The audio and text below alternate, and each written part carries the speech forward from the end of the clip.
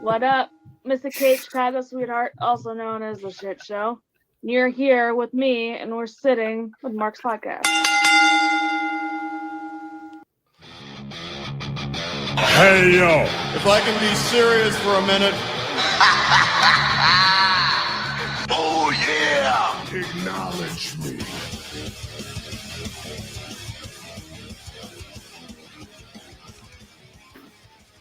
What's going on, everybody? Come on in, sit down to episode number 168 of the Sit Down Marks podcast. Today, it's all about SummerSlam. We got Primo and Dylan here with me today. We're about to go over nights 1 and 2. But before we do, I want to thank everybody watching on YouTube and Facebook and everybody listening on Spotify, Apple Podcasts, iHeartRadio, all those podcast platforms out there.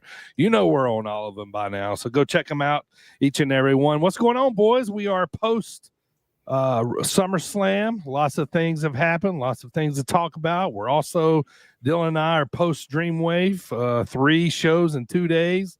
I was a tired little boy come Monday. I took a nap for the first time in a long time. That's how tired I was. So yeah. Good to see you, boys. How you doing, Primo? Not too bad. Not too bad. You mentioned 2 nights.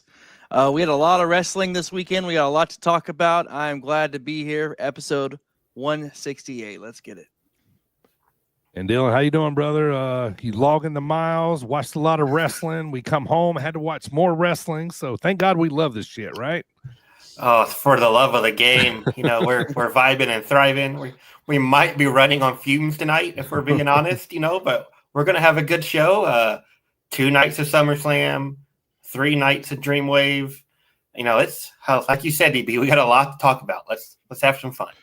Yeah, usually we got a couple days to recover, but, you know, we have some events going on this week. I got an anniversary later this week, so had to get it in early, man, because the rest of the week is busy. So we want to thank everybody for checking us out. Primo, if you're ready, man, it is hot start time. 5 topics in the world of pro wrestling. Yeah. All right, topic number 1, boys. Well, I'm glad we put it on the table, because I mean, of course, we're going to talk about it later. But what I want to say is, I want to pick your brain here for a second. So recently, we've seen WWE allegedly fire Truth. Right, he got his job back. We've seen Seth Rollins pull a big injury angle here. Obviously, he's back. We got worked. I want to know your opinion on: is this like a new way to maybe, you know, surprise us? You know, because yeah, social media is definitely a big thing in wrestling. You know, it's hard to surprise us anymore, especially of us, you know, kind of in the know, to keep up with it. You know, is this the best way to pop us anymore, by just downright lying to us? Yeah. Well, it's definitely one of the more effective ways these days, because in 2025, it's a lot harder to fool us than it was in 2005. So, Agreed. And not only that, whenever it's something as, you know, remember when R-Truth got fired or did not fired, no one will ever know. And the whole Seth Rollins thing, both times there were fans on both sides of the line, whether it was real, whether it was not, work or shoot. And on top of that, at the end of the day, no one really knew. We still don't know, you know? So except for the Rollins, the way he obviously wasn't injured, but as far as R-Truth goes, was he really fired? Was he not fired? So it definitely creates a discussion amongst wrestling fans, and it makes our brains turn, and it makes us, you know, wonder, and makes us tune in. So yeah. Yeah, it definitely does. What do you feel like, Dylan? You feel like this is like the new way to get one on us, you know? It's like the new kayfabe. Like, instead of believing Undertaker's actually a dead man, we just believe R-Truth is fired and Seth Rollins is hurt. And, you know,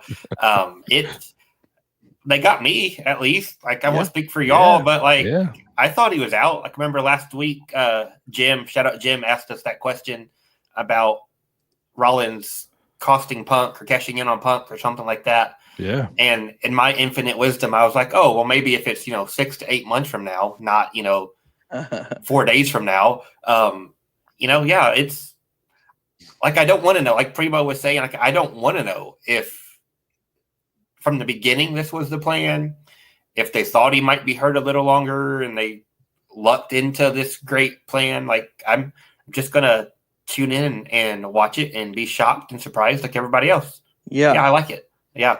And this one in particular was so intricate because not only did he get hurt at a Saturday night's main event, and then he pulled the ref aside and Heyman aside, then they called for the finish, and LA Knight won really quickly after that. Yeah. Not only did he do that, but he was walking on crutches into the Rich Eisen show. Yeah. He was walking on crutches, taking his daughter to the ice cream. So he really played the part. Right. Yeah. Right. Yeah. I mean, outside his house, he's got to work. You know what I mean? If he's gonna run that angle, I mean, he definitely had all of us. I was like, well, all right, well, what are we gonna do now with the briefcase? He's out 6 months to a year or something. You know, they never really came out and said a certain injury. You know what I mean? So I kind of thought maybe, hey, we were still in the, you know, he's being checked out by, you know, Dr. Birmingham Andrews or something, whatever. Yeah. So, yeah. And like, to me, the LA Knight part was a huge part because it wasn't like LA Knight and Seth up to that Saturday night show. And then LA Knight moved into a new story. He's been off TV. He was off SummerSlam. Yeah. Like, he wasn't even, you know, eating pizza with the Bellas and the New Day in the backstage. Like, he was completely off of SummerSlam. So it's like, oh, well, they must have had something planned, and then the Seth injury, you know, that must have screwed up all the plans, even for LA Knight, Seth, that whole deal, and they moved on to something else. Yeah. And that I completely bought it. You know, they completely got me on this one. And I gotta say, I'm glad I bought it. Yeah. Me too. Oh, yes. Yeah, me too. Yes. Yeah. It definitely added to the element of surprise. You know, when he came out of SummerSlam, we'll talk about that later. But yeah, I think too, like, you know, I may still be have my guard up a little bit more and not believe stuff so much. But you know, but I mean, if that's what it takes to, I mean, I'm 50 years old, you know, I've watched wrestling for 45 years, you know, whatever it takes to surprise me, I'll take it. And that's you know what I mean? You know, like I mentioned, if they're whatever they're doing, they're creating a buzz, creating a conversation. So you know, that's no such thing as bad press. Right. Yep. That's what it's all about, really. All right. Topic number 2, exposure. boys. Right. Topic number 2, boys. You know, just want to ask your opinion on this one. So I was watching over the weekend, you know, the Yeet chants. They're really popular. Really, really popular. So my question to you guys is, what's more over and what was more bigger in its prime? The Yeet chants right now or the yes chants from Daniel Bryan? What do you think was bigger? I lean yes. It's hard because we're in the Yeet movement, but the yes movement was so big. You remember when they all took over the ring and they propelled him into the WrestleMania main event. Well, of course, he still had to go through Triple H, but the yes movement was insane to where they helped the underdog, you know, become, you know, on top of the world. But the Yeet was also kind of organic because when he went on his own, he just started doing it, and then it was the Yeet no Yeet, and and then the everything from the hand movements to coming through the crowd, coming through the stadium crowd. That was right. Yeah. But I think it's hard. I think yes, it's still bigger because now that I think about it, looking back, everybody was doing it. Sports were doing it, like NBA and stuff. Yeah.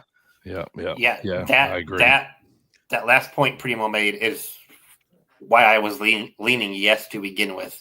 I'm not tuned into what's cool outside of wrestling.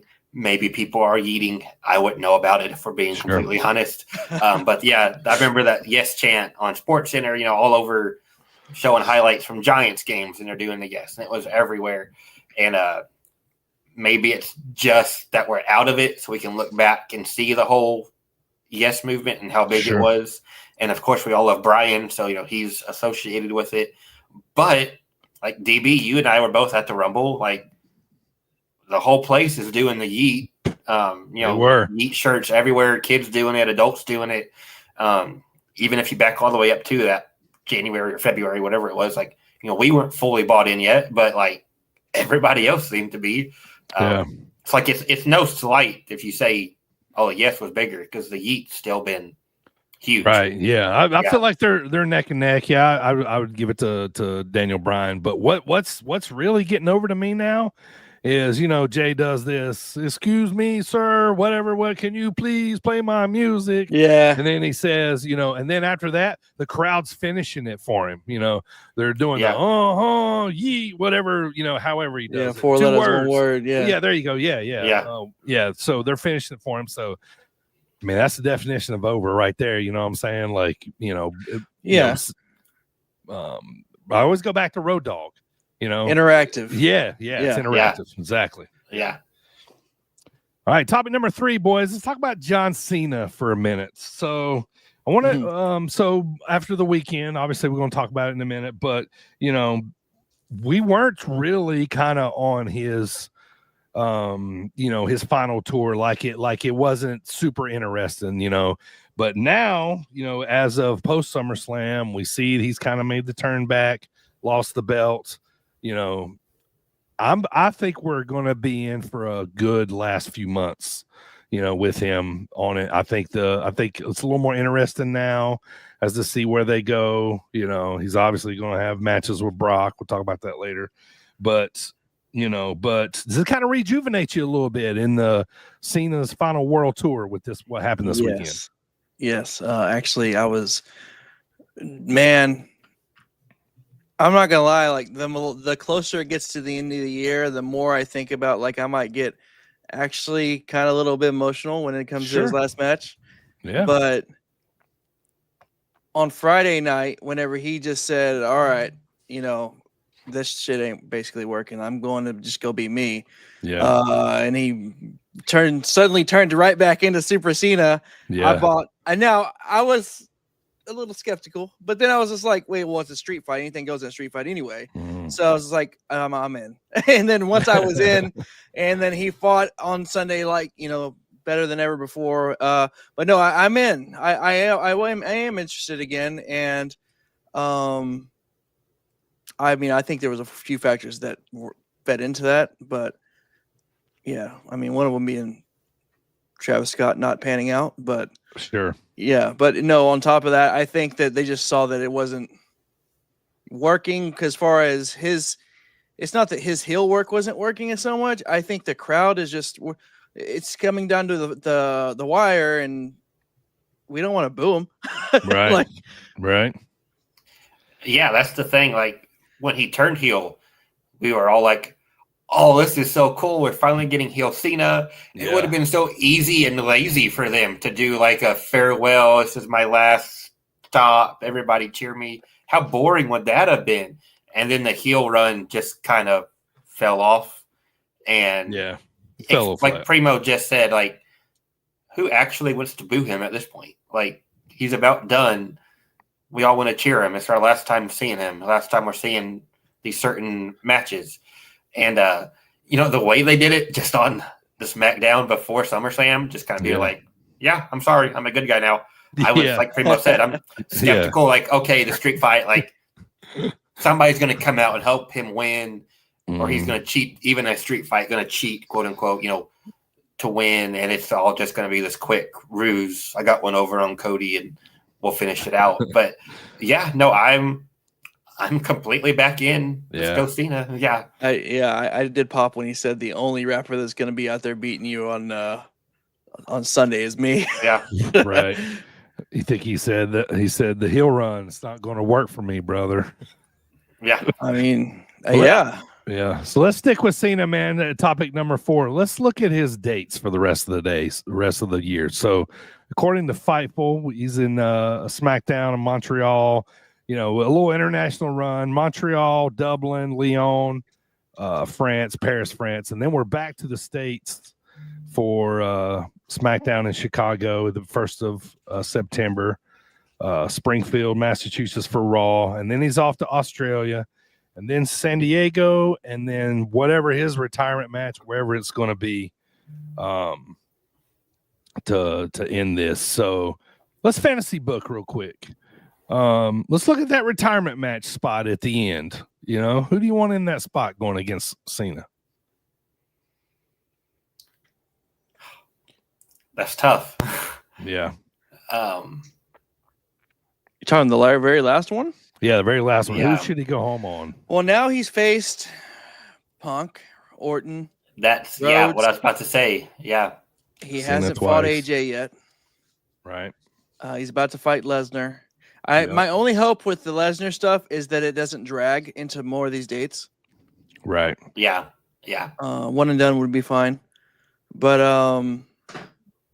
I mean, also too, you know, there could be some other younger talent that he wants to get his hands on, or even Rollins, or maybe another match with Roman Reigns. But the very last match, I say maybe the very last match, he puts somebody over. Yeah. Somebody was like one of the new guys or whatever. Up and coming talent, mid card. Sure. Yeah. Maybe Austin Theory comes back and wins again and go over him. Kevin Owens comes Oh, back, yeah. goes over him. Some Yeah. Be you think, really cool Dylan? if it was. It'd be really cool if it was one of the actual new guys, like Jake or Scotty beating Cena in his last match. That would be really cool. I'm torn because, like, on one hand, just the nostalgia part of me, I would love to see it be like Randy or Punk, but we have already seen that, and I don't know that we need to revisit either one of them. Sure. But there are still a lot of the younger people I'd like to see him with, like Jacob Fatu. Like, Oh, yeah. yes, please. Braun Breaker, Cena versus Dom would be so fun. But I don't know if any of those are like the final retirement. This is the last time you see me match. I'll go Drew McIntyre. Okay. Ooh, Get good one. him to that, like, even that next level. Get Yeah. him leveled up there on his I don't know if He- I feel he like I don't fights know. an invisible man in jorts. Yeah. I don't know if we're done with him and Punk. I feel like if they don't do that, maybe like in Chicago for SmackDown or something like that, you know. Yeah. But also part of me too, like I'd love to see him put over LA Knight. You know what I mean? That Yeah. would send him into another They've, stratosphere. you know? they've tagged Yeah, before. for sure. Yeah, yeah. So I mean, Excuse me. I kind of like that too. But Solo, they fought before. Yeah. Gunter would be cool too. That big. Oh, yeah. yeah, so Seen it's that virtually 9 dates when they're getting here fast. You know, Yeah, Really and those fast. won't all be matches by any means, you know. right? What, Yeah, 3 or Yeah. 4 maybe, you know, like sure. a question for you, DB. We've talked about it in the past. Hmm. One of those last ones was Springfield, Mass. Okay. You know, 2 or 3 from the bottom, it looked like. Yep. One. We've talked about that last match, and a lot of us were saying Boston. Do you think they go Springfield and Boston, or do you think there's a different random who knows what place for the last match? Yeah, I mean, I feel like they got to circle back there. Springfield, I don't know if that's close enough to West Newberry. You know what I mean? Yeah. But a December retirement match like in Boston, you know, like Yeah, a and they could. Saturday Yeah, night's just main big. event or Yeah. something, you know? Yeah. Yeah, I take that, you know what I mean? So, yeah, I'm trying to think like who else is left, you know, like of his old rivals, you know what I mean? But Yeah, If they could I mean, get, like, I don't see it happening, but if they could get Edge over there for a match, that would be really fun. But I Sure. don't see that. I don't see that one playing out. no, they're not sharing talent. Yeah. no, yeah, Yeah. especially that's something else. But Yeah. anyway, Yeah. I like that in a kind of roundabout way. I like that we don't know where they're going. You know what I mean? Yeah. Like there's nobody kind of. He's touched on a little bit of his previous Yeah. opponents. You know, I was gonna say, besides Cody, we've been doing the Ghost of Cena's past. Right. And, yeah, I mean, I love that. I'll always watch that. But sure. as sure. far as new talent goes, or talent he hasn't wrestled yet, I don't know. Yeah. There's a lot of them. All right. Topic number 5, boys, and let's move on. I want to ask your opinion on here. So let's just say you guys own a promotion, okay? You got a star on your roster like Mercedes Moné, all right? She's got 7 titles already, and your promotion is the 8th one that she can carry. Okay. Would you do it? Would you let her win and carry your No. promotion with 7 other belts? Do you think No. that would promote your promotion enough? Or, or like, does it make you, and also too, like when she's carrying all these belts, do any of these belts make you want to watch a promotion and watch her, defend any of these there? Like, it's getting ridiculous is what I'm trying to number say. one, I personally don't tune in to see her, so no. Right. But also, if I was 8th promotion, no, I wouldn't. I'm not gonna be on your, on your notch of belts, or I'm not gonna help you be a belt collector. Nah, in my opinion, I wouldn't. I don't think it's really. They're not all equal belts, are they? Like, No. See, that's part of what I'm going to get to is, okay, she's got 7 or 8. Can you name any of them?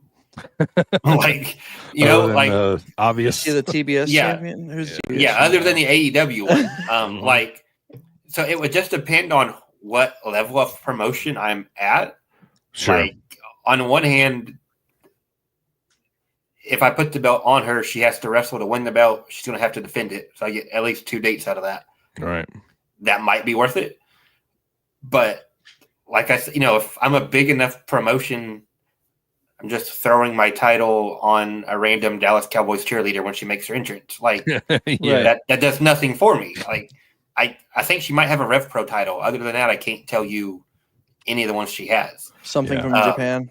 I always feel like the rest of them are all overseas or something. Yeah. Yeah. So, like, if I'm small enough, if I can get a guaranteed 2 dates out of her, maybe. But if I have a big enough name on my own, I wouldn't worry about it. Well, she's like, I'll take your belt to AEW. It's going to be shown on Dynamite. She has or a something. CMLL one.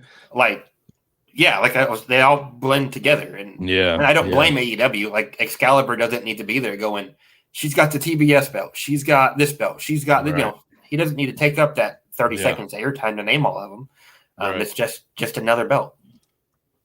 Yeah. I just wondered it, at this point, it's like, when somebody starts to get 2 and 3, that's usually like the main ones, but then she's carrying around a little. I think she just won her 8th over the weekend somewhere. So she's carrying all those around. I just thought just wanted to pick y'all's brains. Google says she has the AEW TBS Championship, the CMLL World Women's Championship, Rev Pro Undisputed British Women's Championship, Queen of Southside Championship, Owen Hart Foundation Tournament Championship, EWA Women's.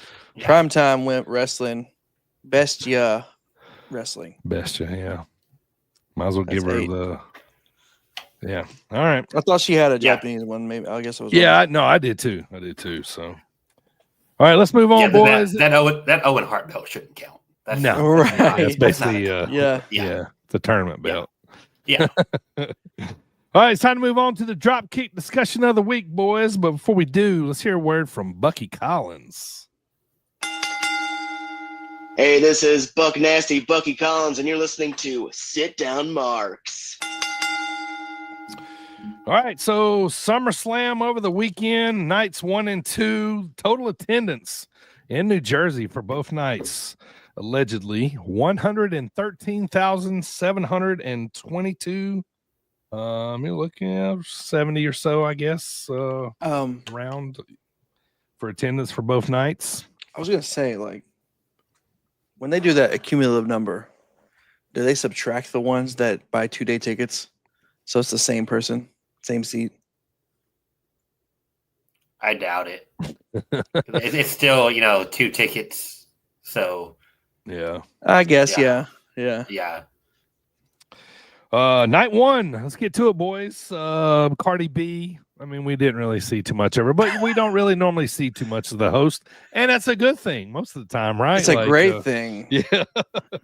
Let's talk about. It's just weird that they advertise her so much. Right. Yeah. The entrance, is basically like a 4-tier video board. It was, very long. I thought it was okay, but then I thought like certain people's entrances, like I thought carrying crosses with the bird, when it's coming in the beginning, I thought that looked really cool on those. but Yeah. some of them it just is, I don't know, kind of generic. The Tron, the 4 banner boards. Yeah. They I definitely miss look better from a distance. Yeah, I miss the old Yeah, I think days so. of like a really cool themed out, set or whatever, but Yeah. I guess those days are gone. But it's more daylight shows. So way it turned out is most of the show was daylight till they got basically to like the main events for both nights, and they were dark. But I'm still going to pray for rain on these day shows, so they'll quit doing them. But it's just personal preference. But let's get to it. First match, boys, right off the bat. Acknowledge him. Roman Reigns, Jey Uso. Acknowledge me. Versus Braun Breaker and Bronson Reed. Man, I feel like I say this every so often, man. Yeah, but man, Roman looks like a chiseled god. Like he looks like a god of war. Yeah. Man, he is. Yeah. Like every time I see him, I feel like he's getting in better shape, man.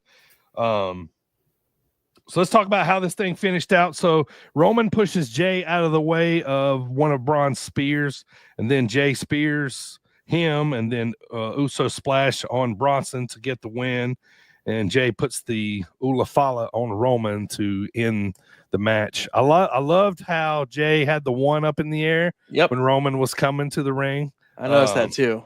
This is the definition of a good. This is how you start a pay-per-view right here, man. This is good shit.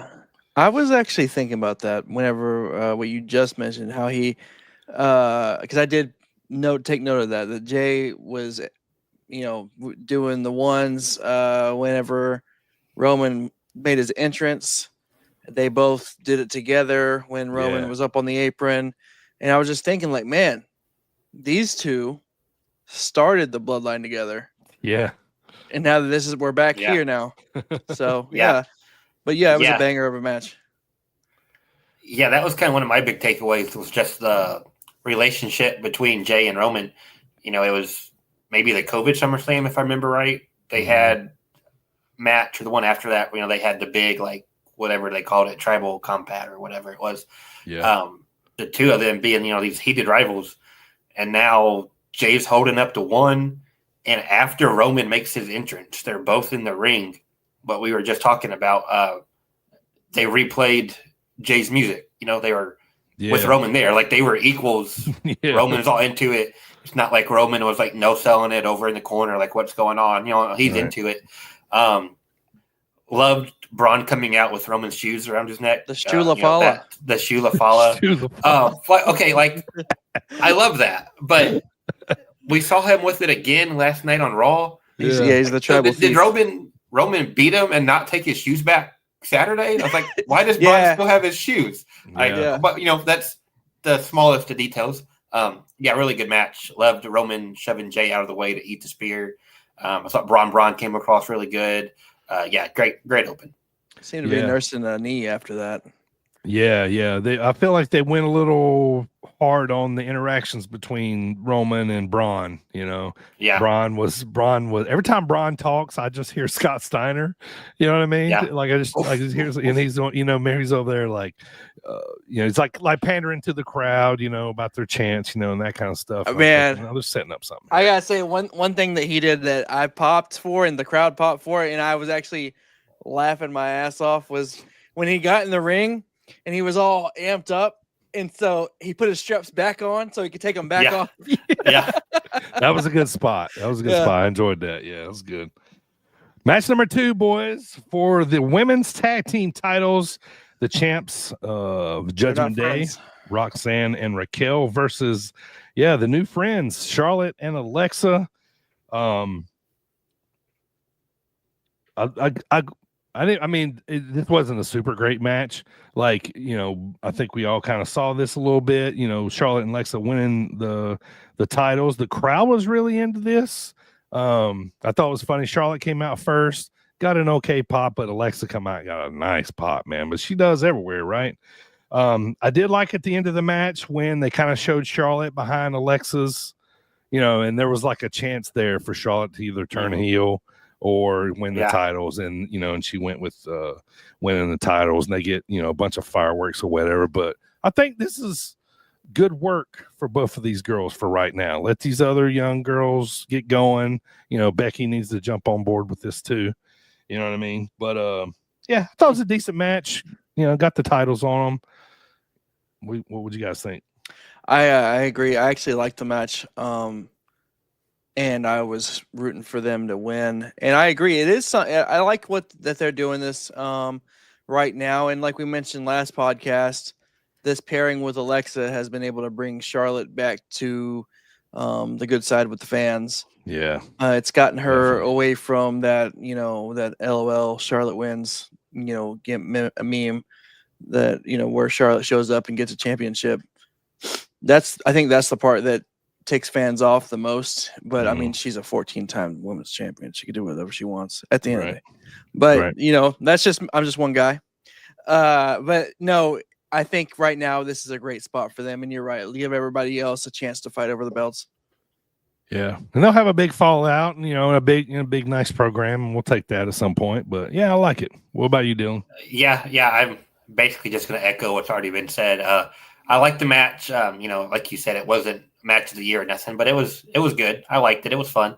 They're both like, people almost forget how much Alexa was in the title picture at one point.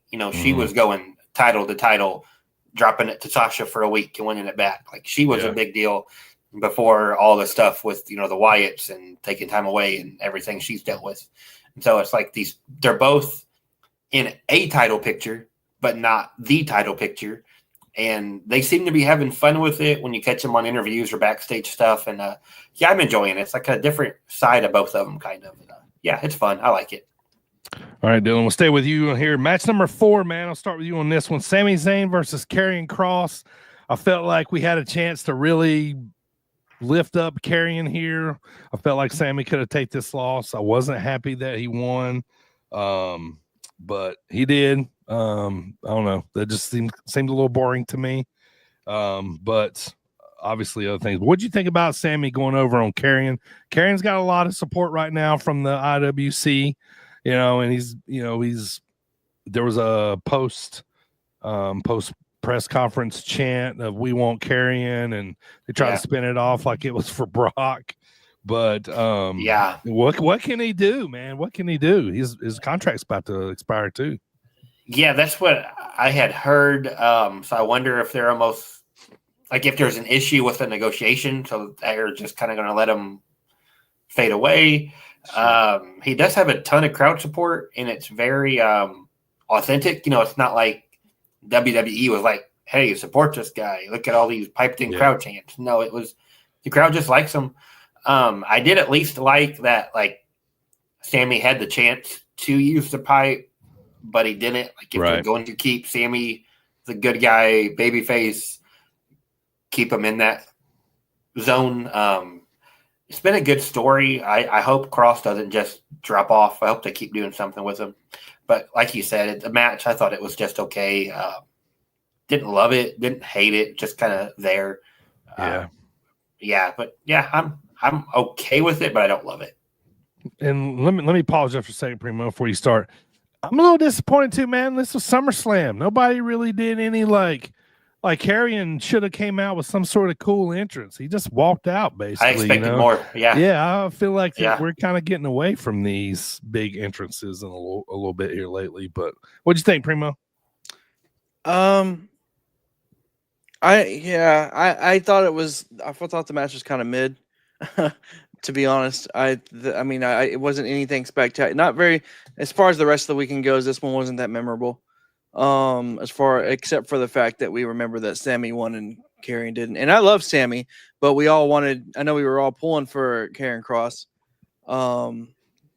So I guess we'll see what happens in the future. But overall, it was fine. I'm indifferent on this one. Sure. Yeah. Yeah. Match number 5, I'm going to stay indifferent too with you on this one. Like, I literally have no notes that I wrote down while I watched this match because nothing really jumped out at me. But Tiffany retained the belt over Jade Cargill. It was there. It was was basic So- as hell. Funny story about this match. Then not only was I already not interested in it to begin with, so I had deemed it my piss break match, Right. but I did like the match even before when they were doing their entrances. I went to the bathroom. And then one of my kids asked for ice cream, so I went down to the first floor and made my kids some ice cream. Came back upstairs, and the match was over. That's how Yeah. quick it was. 6 minutes, Yeah. maybe, roughly. Yeah. Yeah, and there's part of me that likes that they kept it quick just because of how inexperienced they both are. Yeah. Like, don't throw them out in the deep water on SummerSlam and ask them to go, 30. Keep it short, keep it at 6. Yeah. I am surprised Tiffany won. Like I figured it's time to see what they had with Jade.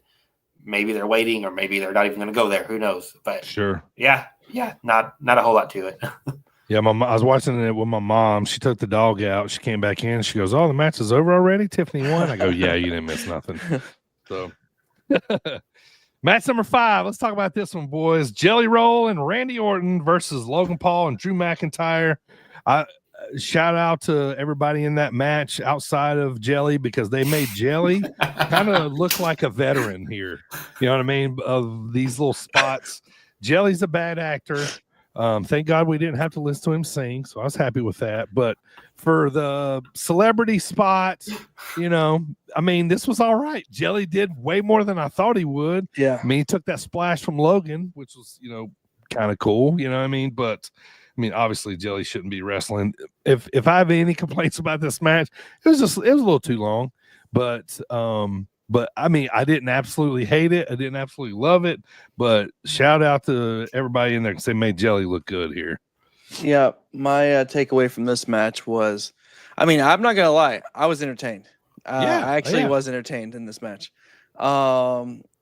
Jelly Roll comes out to a Toby Keith song, so that's one thing. That's odd, But yeah. but and then he sings out Randy Orton. But no, I digress. But whatever. Yeah. All right. So my main notes were Jelly Roll was actually in there. Not only did he start the match, but he was in there a lot longer than I thought he would be. Yeah. His participation was more than I imagined, and he did take the splash. He actually took a beating. So I imagine after all the adrenaline of the weekend wore off, he's probably not going to walk for a week. So yeah, but that's pretty much my whole thing. Randy and Logan and Drew all look like stars as always. Yeah, agreed. Yeah. Like Primo said, I was surprised to see Jelly Roll start the match. It's Right. almost like that system of they stand on the apron, they make the hot tag, they come in and get one or two moves, and then they get beat down and get beat down and then tag out. To see him start and be in there that long, I was surprised. I hate to say anything good about Logan Paul, but he can go. He's Kid can super wrestle, athletic. man. He can wrestle. Yeah. The frog splash, that was pretty cool. I love that DB's biggest compliment of Jelly Roll is that he took the splash. Like, Yeah, he there laid you on the go. table. Yeah, he laid on the table and got jumped on. Good for Right. him. And I was dead wrong on this one too. I just assumed SummerSlam, everybody watching, it'd be the babyface RKO out of nowhere. Jelly Roll get the pin, but yeah, Drew and Logan went over. So that's got to be in a rematch down the road, right? Like, run it back. Yeah, they were talking at the press conference that afterward, the post show, and Jelly was already hinting at, Triple H is like, I don't think I'll be able to keep him out. Let's go. Jelly Roll Logan WrestleMania. Let's go. Yeah, no, I don't want to see that. I'm good. This one was fine to me. Let's get to the main event, boys. Let's talk about it. Let's talk about the match first before we get to the cash in. Punk versus Gunther for the World Heavyweight Championship. I was glad it was nighttime for this match. So obviously Punk wins the title. I thought it was a really good match between these two. I'd like to see this one again somewhere along the way. Gunther had always, man, when they do the Crimson Mask, when it's right, it is right. He had a good Crimson Mask here, man. I thought he did really well on that. But let's talk about the actual match though, man. Obviously I didn't see Seth cashing in, so Punk's winning the world title, and I'm like, hell yeah, man. Like, got another, accolade for him since coming back. We've seen the clips lately on Unreal of where he got emotional about main event in WrestleMania, and he finally did it. Now he wins the title again. What you guys think about the match, though? Overall, it was pretty dang good. I mean, it's probably even better than what I said, but I know it was a great match. It told the classic story of, the good guy getting beat down no matter what he tried to do. The bad guy was just too strong until he made the bad guy see his own blood. Then, he saw he had a fighting chance and then pulled your heartstrings and made you want to root for him. So by the time Punk did win that belt, we were all like, yeah, we're happy for him. So, yeah, I thought it was a great match. Yeah. Great main event of the SummerSlam.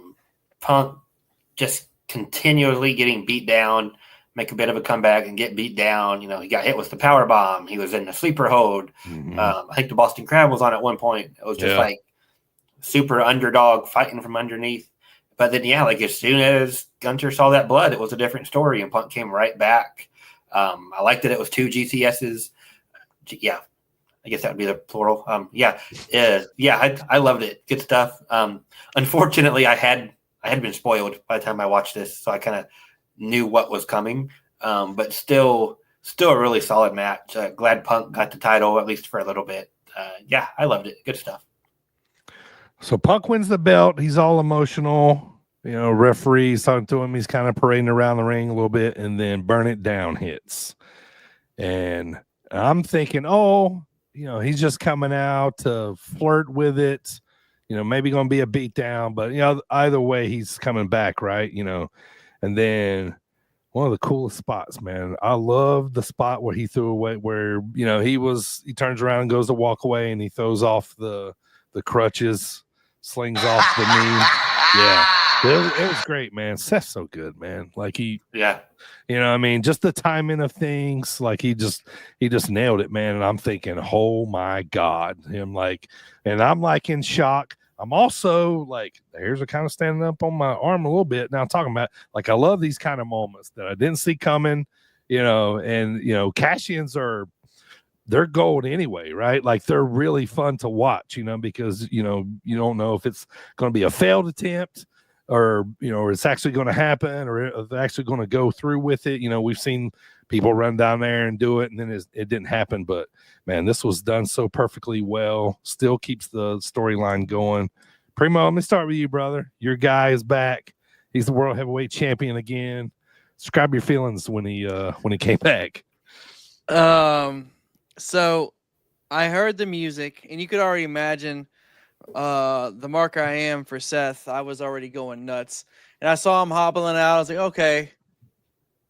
But when he turned around, so my wife was standing right. I watched it right here, and my wife was standing right here beside me. She was doing something else, and as soon as I started flipping out, I was like, babe, oh my God. Like, I was doing everything. Like, Seth Rollins, he threw the thing, and I was going ape shit. Not gonna lie. I was losing my mind. And that's why I'm glad that I didn't know that he was injured. Like, I got to be a real fan in that moment. Yeah. Like, I was absolutely going nuts. Yeah. And then it's even when he gets in the ring, it's still not 100%. There's still that little bit, and so, and then he wins the belt, and of course I was ecstatic. Yeah, a couple curb stops. And what I like too was real quick, Dylan. What I like too was Michael Cole and Wade Barrett just feeding into it. It was all a ruse. He's not really hurt. And like, I'm hearing that too, going, oh God. Like, I'm like, holy shit. Like, they really fucking got everybody here. I loved that Seth used the briefcase before he actually cashed it in. Mm-hmm. Yeah, he beat the very smart of when he actually officially cashed in. Yes, beat the shit out of him with the briefcase after he'd been through the whole match with Gunter. Then cashes it in, gets the cheap pin. My favorite spot, like super small detail, he grabs the ref Jessica when he's going down the ramp. So it wasn't like he comes out, throws his crutches down, and drags a ref out of gorilla or drags one. There's a ref running behind him or nothing. It was we already got a couple refs helping Gunther to the back as he's coming down. He's just like, no, we're going, we're cashing in. They're already there, so you didn't have here's Seth. Oh, and he's got a ref, and he's got a briefcase. Is it time? Right. You know, it was like that wasn't supposed to quote unquote happen. Like the ref just happened to be there, which worked out. Just kind of what we talked about to open the show. You know, the not knowing, and I just happened to open Twitter, which is a stupid mistake. As soon as Dream Boys ended Saturday night, and the first thing that pops up is Seth. So I'm like, well, okay, there goes that. But kept it a secret from everybody else. Sure. Enjoyed it. Yeah, it's a great way to go off the air. Great. Yeah. Stuff. Somebody said freaking kudos to Paul Heyman for being able to make it down there before he got the pin. Yeah. I know, right. Yeah, he hauled ass. Let's jump to night 2, boys. Triple H was in the ring. He said this is the biggest SummerSlam ever. Did his big, are you ready type gimmick. And then we're off to the races. First match was Rhea versus Io versus Naomi for the women's championship. Decent opener here. I think Rhea and Io are really good in these kind of matches. You know, scrambles or 3-ways, 4-ways, whatever you call them. I think they got it right with letting Naomi win here. She had a nice little big win, good win spot here. You guys think about the opener? Cool entrance too. Her dad was the guitarist. Yeah, that's right. Yeah, that's really neat. That's cool. No, and obviously I'm happy. That's what I wanted, and I agree. It was a good move for Naomi to win, and it was just a solid match. I mean, you can't go wrong with those three. Right. Yeah, I had set pretty sky high expectations. Just comparing it to the Mania triple threat, I don't know if it quite got to that level, but it was still really damn good. Several really sick spots. Io, weekly basis, is moving up on my favorite wrestler list. She's incredible. Everybody, you mentioned it last week, DB. Everybody shows up to watch Rhea. Hot opener. Naomi winning is the right choice. Good stuff. We'll say that Michael Cole has said multiple times that Io is one of the best wrestlers in the world right now. Yeah, yes, I believe it. Yeah, she's entertaining too, man. I love her in cage matches. I know she's gonna do something, crazy off the top. All right, next up was what some people are saying was the match of the weekend, boys. A 6-way tag team scramble match is what we're calling it. TLC tag team title match for the tag team titles. Let's see, DIY. Who all was in this thing? DIY, Street Profits, the Wyatts, Andrade, Phoenix. Fraxium, Andrade, and Phoenix, and then who? Machine Guns. Machine Guns. There we go. I don't even know how to describe it, but other than super fun, tons of table spots. Hardys were in the building. The Bully Ray 3D was in the building. We were only missing Edge and Christian, right? Yeah. But two of the three. Yeah, Wyatt's retained in a super fun match. Anything that jumped out to you between that match, because I literally thought it was just fantastic. It was a great match. It's it's right up my alley. I thought that they had a couple really unique spots. Andrade tried to toss Phoenix up there on his shoulders. Yeah. Freaking. Fuck! I just blanked on his name. Johnny Gargano's partner. Ciampa. Tommaso Ciampa doing the upside down. Not a core strength. Yes. Yeah. That's dangerous too, man. Also, the only thing, which is not much you can change here, but the fact that it was daylight kind of diminished the Wyatt Six entrance a little bit. Yeah. But overall, obviously, I like this match. The Ciampa spot blew my mind. That's what I remember most of the whole show, all the way around, including the Money in the Bank, including Cena Cody. The guy's already had neck problems. He's hanging above the ring, upside down. What? How is that possible? What is he doing? Such a unique ladder spot. by now you think we've seen everything, and it's Yeah. like, what is how is it even Right. possible? The Candace bump through the ladder. Oh But my man, God. Candace LeRae, like, she's a legend. Just I saw- can't say enough good stuff about I saw Candace. Johnny Gargano post. He said, "I didn't sleep on the couch last night because we were in a hotel." We're in a hotel. Yeah. Yeah. Yeah. Like you guys said, like, what can you even say about it? Just Right. a car crash in the best way possible. And one Yeah. of the best matches of the weekend, no doubt. Matchup number 3 was Becky versus Lyra for the women's IC title. Becky retains the belt here after Bayley tries to help Lyra, but it backfired.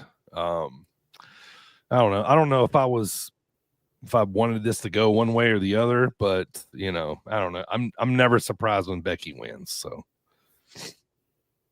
Yeah, putting this right after that TLC match, I don't know if that was the best choice, because you go Sure. from the car crash of that to like a smaller car crash, a more contained car crash. And I really enjoyed the feud. This might have been my least favorite match out of their trilogy or the 4 or whatever they had. I like Becky and Lyra. Expected Bayley to show up, but for me, it was just kind of there. I didn't love it like I hoped I would. right. Yeah, I just I was just kind of cold on this all around. Like, and not so much the match. I mean, the match was what it was, but I wasn't really looking forward to this one as much as the others. Right. So, like, I remember the chain spot and some other things, but it doesn't surprise me that Becky won. Yeah, no, I mean, it was fine. I just, I was already over this feud. Yeah, So, same. myself. Yeah. But Next up, match number 4 was in a steel cage for the United States Championship. Solo Sikoa, the champion, versus Jacob Fatu. Solo retains after outside help from basically all his cronies. It was okay. Definitely not my favorite cage match I've ever seen, but I did think it was funny how, like, they touched on some things that hadn't been talked about. Like, you can just, all you got to do is just get out of the cage and you win. You know what I mean? And Fatu had a chance to do that. Didn't, he's holding Solo back from doing that one time. Solo's trying to climb out one time. This is okay. I kind of felt like Solo was probably going to win this after he got going, just because he kind of needed a big win. And you got all these guys helping you on the outside. One guy is pretty much brand new, you know what I mean? So you can't like really have him, go down yet. So I'm expecting Fatu to have matches with all of Solo's cronies now, going up. But did you guys like the cage match? I had high expectations for it, and it did not come close to meeting my. And I can't really pinpoint, but I just thought it was meh. Oh, but and it's not even this because Solo won, because that's not a big deal to me. Right. But I just, for some reason, it just didn't hit with me that well. And like I said, this is one of the ones this weekend I was really looking forward to. Sure. Yeah, I'm the same way, and just kind of meh on it. And like, it may be because I drove home from LaSalle, and by this point I'm 5 or 6 hours into SummerSlam. Yeah, it's like, I don't know, maybe it was just a lull. I had high expectations. I felt the finish was kind of weak, like kicking the cage door into him, but it looked like even weak compared to normal slam the cage door type stuff. Yeah. It's like they only had the cage match so Fatu could jump off of it, and they waited till Solo had already won, and Fatu jumped on other guys. It wasn't even Solo. Yeah. But yeah, I expect a Solo win, but just Yeah. One of the matches I was looking forward to the most this weekend was next, and I loved all the extra stuff that came with it. Dom, the Intercontinental Champion, versus AJ, obviously for the men's, I gotta say men's now, Intercontinental title. I loved all the Eddie tributes. AJ having the pants on, I think that, or the tights that mimicked what Eddie wore when they did the Custody match, versus Ray. Yeah. AJ putting Dom over here is just warms my wrestling heart Yeah. because this was a decent lead up. AJ did a lot of shit, in this, to lead up to this match, messing with Dom a lot. Dom ends up coming out with the win. Definitely Clean think by this was the himself. right thing to do. Yeah, clean by himself. I liked it. I liked the callbacks. There's still a lot for me here. I didn't see this coming with all this Eddie stuff. So, this was great. The cheating chair spot was great. Yeah. The lowrider, the Eddie gear. Obviously Dom has a beautiful frog splash. All the way around, all the Eddie tributes were great. And this was a fun match. I enjoyed it. Yeah, I completely missed it being the 20-year anniversary of that custody match. Like, normally that's something I would have been more aware of coming in, and it completely slipped my mind. AJ coming out in the lowrider and the Eddie pants, like I was not expecting that at all. I was like, "What are we doing?" He's doing the shoulders too, like a Southern white guy doing Eddie's shoulders. It was like exactly what you'd expect a Southern white guy to do. Primo said, I love the Eddie chair spot. The fake behind the ref's back. AJ putting it on his own head like he got hit and everything. Yeah. So I'm gonna pop every time for that. Me too. I enjoyed it, and I'm hoping it just sets up a quote unquote actual wrestling match between the two. Like we had the fun one. Now let's turn it up a couple notches and have a serious classic between the two. Sure. I think that's there. But yeah, this was a lot of fun. Yeah. Yeah. As soon as I saw his belt, or his boot unzipped, I said, like WrestleMania 20. Yeah. Yeah. And I think Dom's gear obviously wasn't one for one, but it was based off of Ray's gear from that same the color, yeah. The color and maybe the design on it or something. Sure. Obviously he's not wearing the mask and everything, but yeah, great throwback. All right, main event of the weekend, boys. Night 2 main event. John Cena, the champion, versus Cody in a street fight for the undisputed title. Obviously, Cena come out on Friday's SmackDown, said, this ain't working for him. So he comes out. He's acting like a face, talks to Stu. He even asked Stu if he had a run in him tonight. I thought that was funny. Can we run tonight? You ready to run? You got a run in you? And then he takes, I just love that kind of shit, man. But I'd be so terrified to do that with a camera. I know.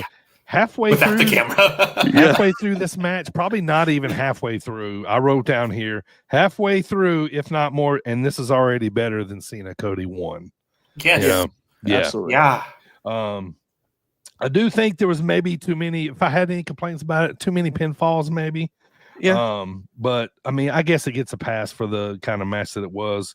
But Cody's back on top after he kicks out, or after Cena kicks out, but ends up hitting him with a final crossroads. I think they did a few different things on each other, quite a few, good many times. So So before the surprise happens, I love this match. I love that, I really, and with Cena, I really didn't know. I didn't know if Cody was gonna win. I didn't know if Cena's gonna win, but I felt like with Cena coming back in, babyface, this made it a little more trivial to me as to what was going to happen. You know what I mean? So, but I enjoyed it. I love how it came out. Cody's the champion again. He's once again showing he's the guy. They had a little embrace there at the end. Cody always looking like he's holding back 1,000 tears, about to cry a lot, and while Cena's talking to him, which I might cry too if I just beat Cena for the title. And he's putting me over in my ear. You know what I mean? It'd be hard not to, right? I mean, Cody's an emotional guy anyway. He's a very emotional guy, yeah. Yeah, but thoughts on the match, boys? So when Cena came out, and he had the black screen with the white font, and then he, it changed to his regular Titantron. That automatically warmed my heart. And then you're talking about the when you talked to Stu and all that. So then we were back with regular Cena. So this became to a point, and I knew this is what most people would have a problem with, is the multiple pinfalls with the several finishers on each other. Yeah. But we ended up having Super Cena versus QB1 Cody. Yep. And Was basically what it was. We had Cena with Cody on his shoulders coming up through the Cody Vader. Yeah. And then after he ate him. After he ate him, then he picks him back up and Fireman carries him all the way down the ramp. Right. And that's in the middle of the match. This match was just so fun. We saw Cena, I wouldn't say in absolute peak form, but it's the best we've seen him in a long time. Mm-hmm. Great. And Cody, obviously. So what originally coming into this after Friday, when Cena said what he said, and even after the entrance, I go, okay, well, this is like a Cena a Rock Hogan situation, and now Cody's gonna be way more aggressive, and not be afraid to do heelish tactics. Well, Right. he did have some aggressive moments, and then at the end, like you said, he gave him a little salute behind his back, and then gave him that final crossroads 1, 2, 3. Yeah. My first initial reaction when that 3 actually hit, I was like, "Whoa!" Like Right. that actually happened. Yeah. So that caught me by surprise. I mean, I didn't know what to expect. I was happy. It was cool. Yeah. For me, like I said last week on the pod, like I just needed something big to come from this. Well, they kind of made it happen before we even got to SummerSlam. They did it on SmackDown. They did the turn. But in the back of my mind, the whole time, I'm still expecting, like I said earlier, that just to be Cena messing with Cody. Like, oh, I'm back. Like I was expecting The Rock or Travis Scott or somebody to come out the whole time, one way or the other. Whether it was going to be to help Cody or to help Cena, or Cody to do something to like officially quote unquote turn him heel.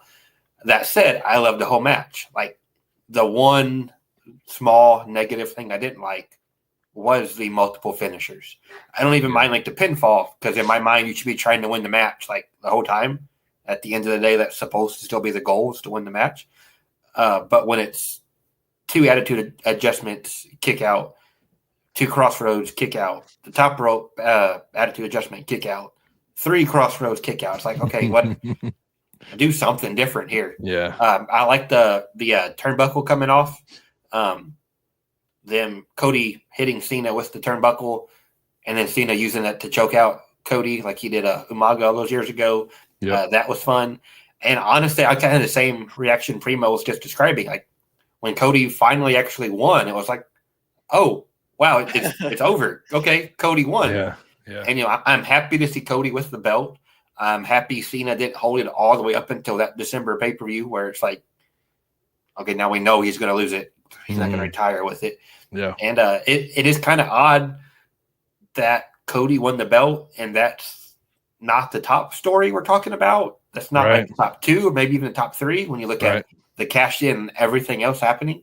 But yeah, I really loved it. By far Cena's best match since coming back, for sure. So we're all shocked. We see Cody win the belt. I thought, okay, maybe right here we see The Rock. He's coming back, because that last time we saw Rock was when those 2 were in the ring. So I thought we was going to run back to that. But record scratch. Brock Lesnar's music hit when Cena was in the ring by himself, and I'm pretty much think it probably shocked everybody in wrestling just about, because obviously we didn't think we was going to see Brock because of being involved in the Janelle Grant case with Vince and all that stuff, and allegations possibly there. So, I'd pretty much written off that we'd probably never see him again. And so, but no, nonetheless, he's back wearing the cowboy hat, F5 on Cena. Part of me was like, wow, this is a cool spot. Part of me is like, wow, like, with all the things that we know that's going on with this lawsuit, he must be cleared, or WWE's just saying, we don't care, we're going to use him anyway.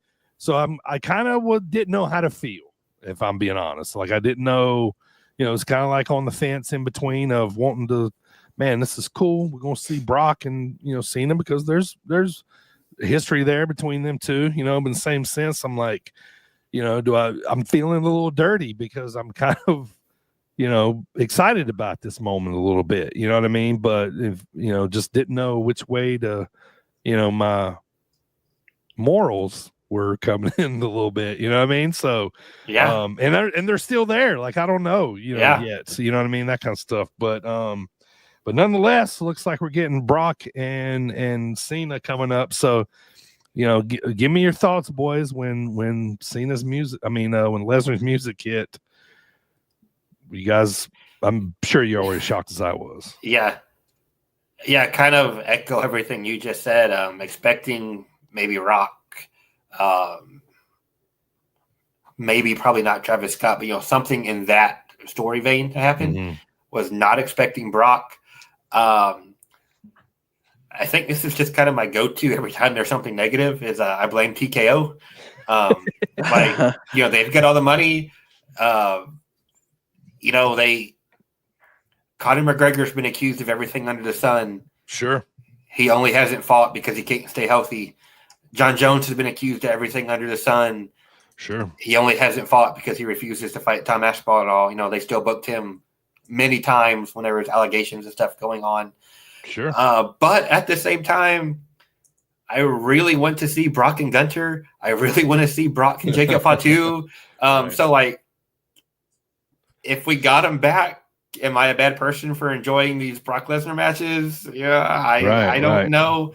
Very mixed feelings. I need somebody to tell me that he's cleared, not involved. They did a big investigation on him, and he's to come back or something. In the eyes of, and this is this isn't my personal viewpoint, but in the eyes of the law, if it's alleged, not actual. Sure. Or it's it's in the case, it's written in the case, but unless he's charged formally, then we're not on the inside. So right. But at the end of the day, I'd say my initial reactions were confused because of this. Yeah. I thought this was ballsy of them too. Yeah. I was like, whoa. Then that music will just take your breath away every time. Every time. Yeah. Yeah. And as soon as that happened and he's coming down the ring, I'm like, and he's just circling like a shark looking at Cena. I'm just like, oh shit. Right. He got that new big old mane of hair on him now. And yeah. He looks jacked as ever. If he is clear and all that and we're moving forward and there's they're good to go, then I'm sure that there will be some good business out of Brock. But at the end of the day, from his end, who doesn't want to make money?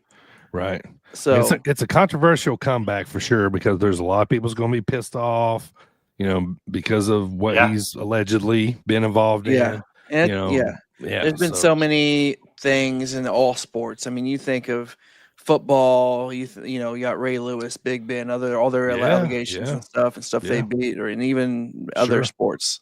But so and we're not lawyers or prosecutors, so right.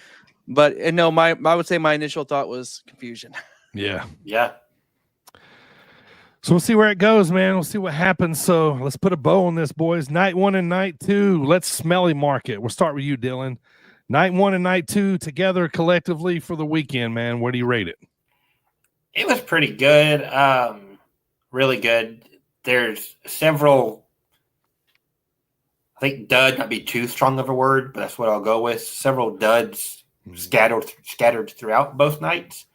But overall, the main event of night 2, the main event of night 1, Seth coming back, the TLC match, I'd go probably an 8.5, maybe a 9, but we'll just settle at 8.5.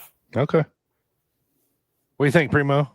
We talked about it last week, and we said that we weren't that excited for SummerSlam, and we said that hopefully we'll be surprised. Yeah. Hopefully it'll take us for a loop and something we won't see coming. Well, that ended up happening.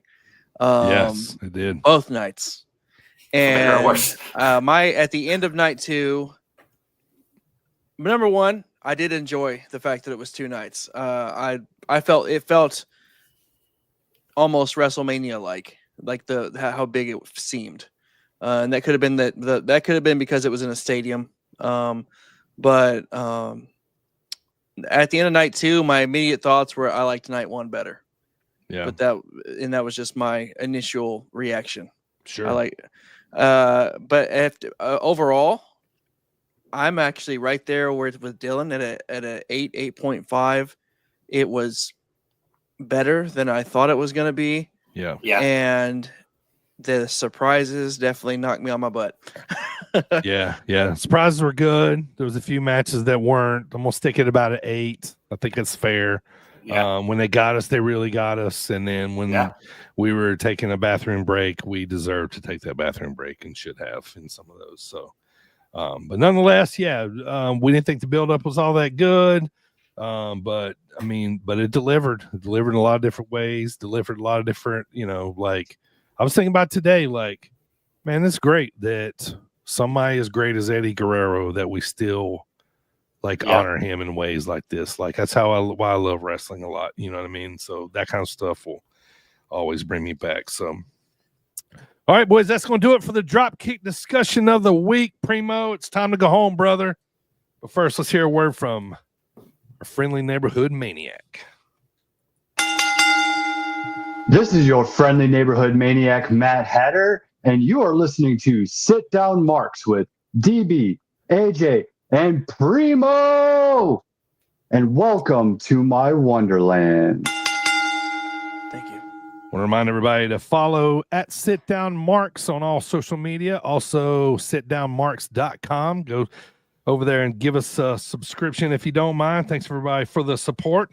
Also, want to remind you, if you got a service or product you'd like to get over, email me or hit us up on any of our social media platforms, or you can email me at dbonthemic@yahoo.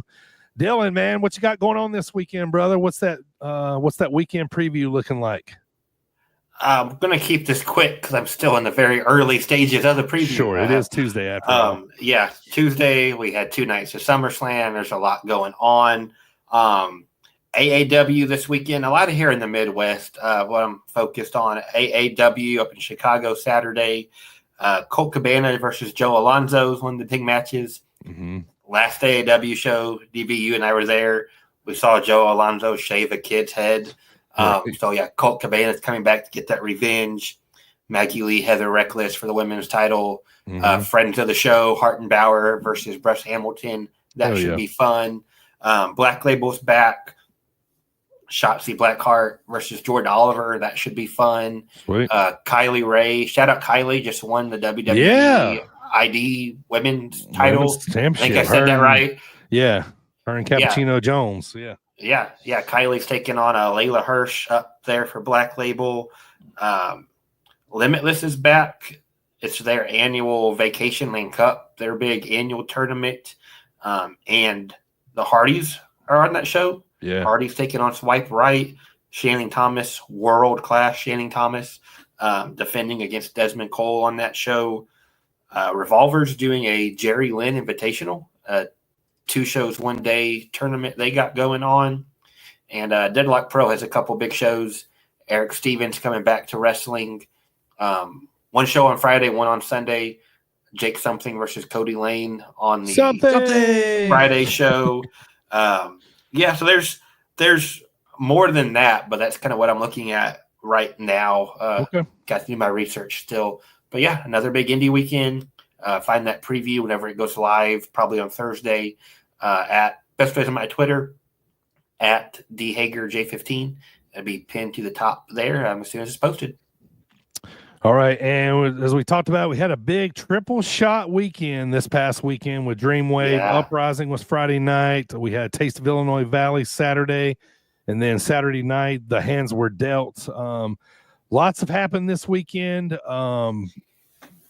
What a monster weekend it was for Dreamwave. We had the dealer's hand lottery, which all the matches were a complete mystery. Nick Gage came in. First match, blew the roof off the place. So he was like one of the big surprises for Saturday night. But lots went on this weekend, man. Dylan, just let me know, man, which matches kind of jumped out at you for the weekend.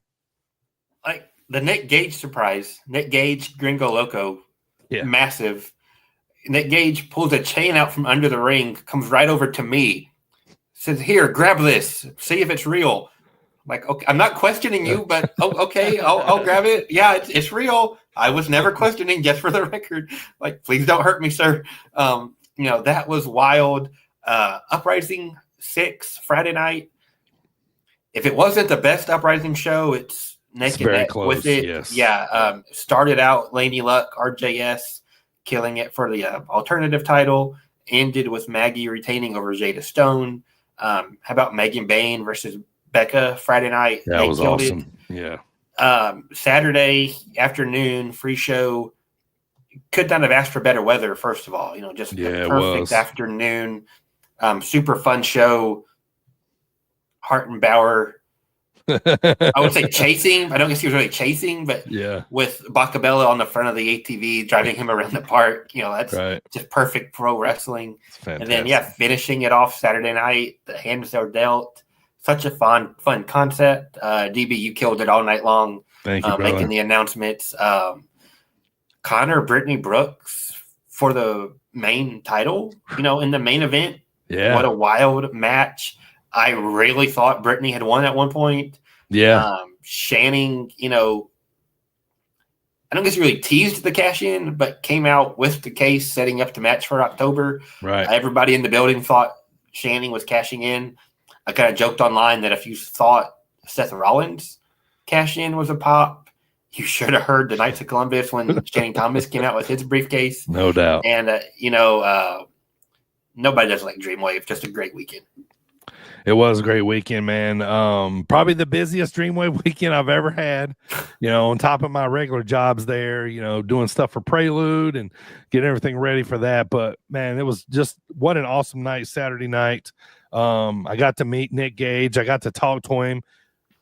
This dude is, man, I don't know if I should even say it's not, but he's super nice, man. Like, I got to talk to him.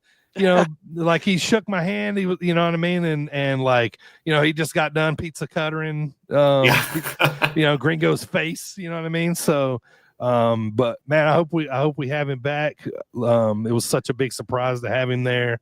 That reminds me of way back in one of our earlier episodes. Yes, yeah. We were watching that Dark Side of the Ring, and we were like, he's one of those guys you wouldn't want to see in an alley.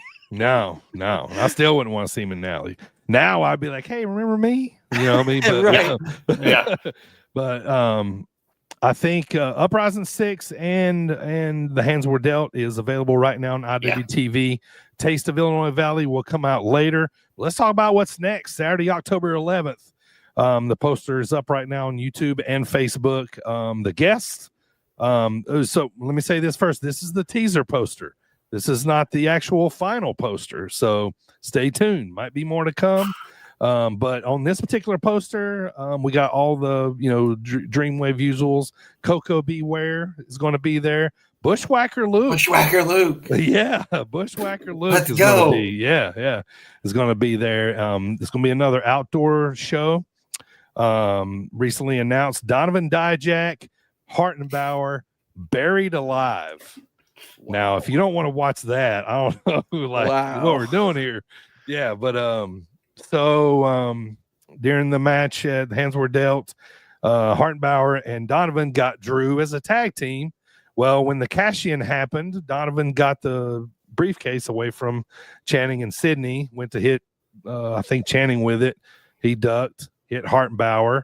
Hartenbauer got pissed, so Donovan and Hartenbauer, big brawl. And then next thing you know, Hartenbauer's laid out and Donovan's just stacking chairs on top of him. Just stacking them. Next thing you know, there's like 12 of them, And then JC, the general manager, came out and made Buried Alive for October 11th. Becca is going to be hosting a gauntlet match. We got RJS, Brittany Brooks. Massive.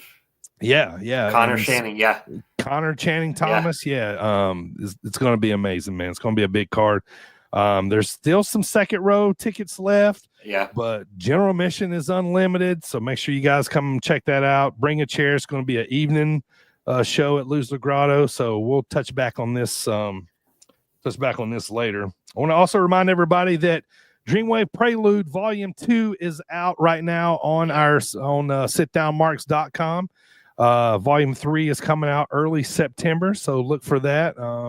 Those will be from matches from the Hands Were Dealt from this past weekend, and also a taste of the Illinois Valley. So make sure you go check that out before we get to Volume 3. Go check out Volume 2. What's coming up next on the pod? Next week, Cheap Pops with Primo returns, so we'll be dropping that one. So always good to hear Primo talk about a subject or something going on in wrestling. So that'll be dropping next week. Our guest of the month is the Shane Show. He is a manager in Zawa Live Wrestling. Hadn't had too many managers on the show, so he's going to be on. And then towards the end of the month, we're going to have a pod just totally dedicated to TNA. We're going to talk about everything going on in TNA right now, what's happening with that. And so we're going to be talking about that. And I want to thank all of our subscribers, our new listeners, all that kind of stuff. We really do appreciate it. Also want to give a big shout out to all the LaSalle fans that was there this weekend. You guys came out loud, proud, one of my favorite LaSalle crowds of all time. We were wall to wall on Saturday night. Small little side story. My mom had never been to a Dreamwave show before, and she was there all weekend. And I just want to thank everybody from LaSalle for going up, talking to her, making her feel at home. I did introduce her on the microphone to 500 people, so she got a little embarrassed, but a lot of people got a pop to talk to her. She did get a pop. Yeah, she got a pop. Everybody chanted for Mom. Yeah, bigger pop than I get, man. It's crazy. So, yeah, as she should. Hey, as she should. Absolutely, she should. But she had an absolute ball. She had the time of her life. She went away from there loving Dreamwave more than she does. But probably the one thing that made her weekend was Maggie Lee is her favorite. She got to get pictures with Maggie Lee. I think she might blow it up and hang it in the Louvre. Like, that's how big of a picture this is to her. So, but thanks to all the fans for being nice to her. I appreciate it. And just want to thank you guys for just coming out, being loud and proud. All 3 nights, or one day and 2 nights, but we really came out and showed out for Dreamwave Wrestling. So we really appreciate it and look forward to seeing everybody back on October the 11th.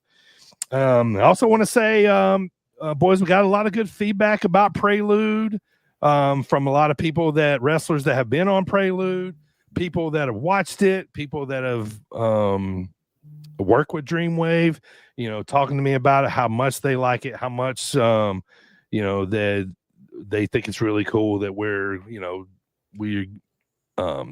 showcasing the talent of Dreamwave of tomorrow. So it's really cool. So with a lot of people are like, it's a really cool original idea. So thank you guys for supporting. It's only going to keep getting better.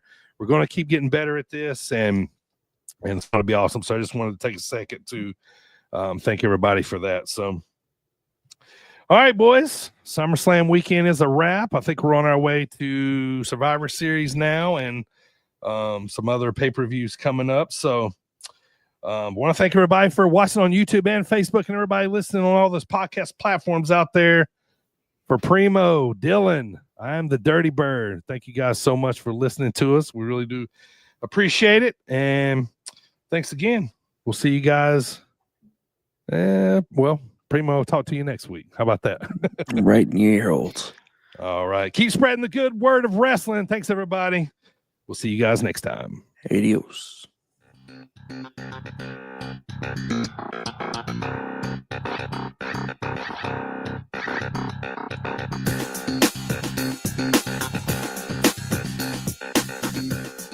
All right. It's time for the Easter egg segment of the week. Here it is, boys. 1992 Halloween Havoc poster. Spin the wheel, make the deal. This one is from Sunday, October 25th, from Philadelphia, Pennsylvania, 1992 WCW Halloween Havoc. So let me talk about a couple of things that happened on this. Obviously, spin the wheel, make the deal. It kind of reminded me of, it was mystery random matches, kind of like what we did at Dreamwave over the weekend. Sting beat Jake Roberts in a coal miner's glove match. In this. Any guesses who the WCW champion was around 1992? He played football. It's either Luger or Ron Simmons. I think it's Ron. It's good old Ron Simmons from Florida State University. He defeated the Barbarian in this particular pay-per-view to retain the title. Obviously, Sting and Jake was the feature match that went on last, but not a great poster. But when you look at it, you remember it, right? Like, you know, Sting and Jake and spin the wheel, make the deal. Pretty good one there. That's pretty crazy. Yeah, I can believe that was 92. Yeah.